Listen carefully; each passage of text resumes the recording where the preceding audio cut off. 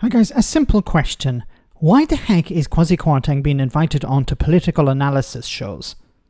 Is he like Farage during the Brexit saga, always available in case someone cancels? The former Liz Truss chancellor who delivered the disastrous mini-budget appeared on Newsnight where the discussion was about what Joe Biden should do ahead of the November election.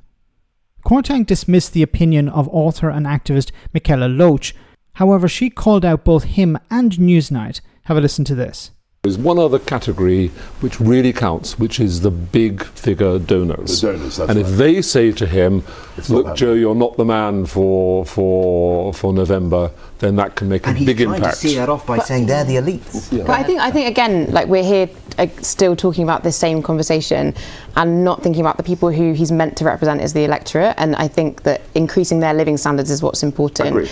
And if we're not actually pushing him to change policy that will actually address the needs of the American people, that's a then wider what we're political talking policy. about. I mean, that isn't related to his age. I mean, that's related to the political positions he's adopted.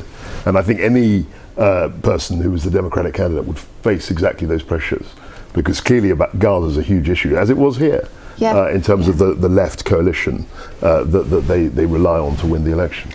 Yeah, and I think I would just say then if we're going to replace Joe Biden with someone else, we're going to have the same policy issues, and we should still be putting pressure on, and that's important. And I think also that I'm not sure if we should be taking advice from someone who crashed the economy in a few days of being in the job as a councillor. I know you want to do all that political stuff. We're here to have a broad discussion. But thank you anyway for reminding me of that. To be fair, Mikaela can say whatever she wants. And you can in response. And I can say whatever I want in response. And can Derek, you too can say whatever you want as well. It's not whether Kwasi Kwarteng is allowed to have an opinion. It's why the heck is he on Newsnight with his opinion? Like, why is he being brought on? What value is there in bringing Kwasi Kwarteng onto a show to give advice to people or to suggest what a politician should or shouldn't do? Honestly, I don't have anything against Kwasi Kwarteng personally. I just don't understand why media outlets think it's a good idea to bring him on.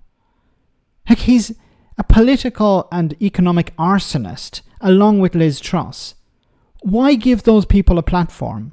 They should have lost the whip.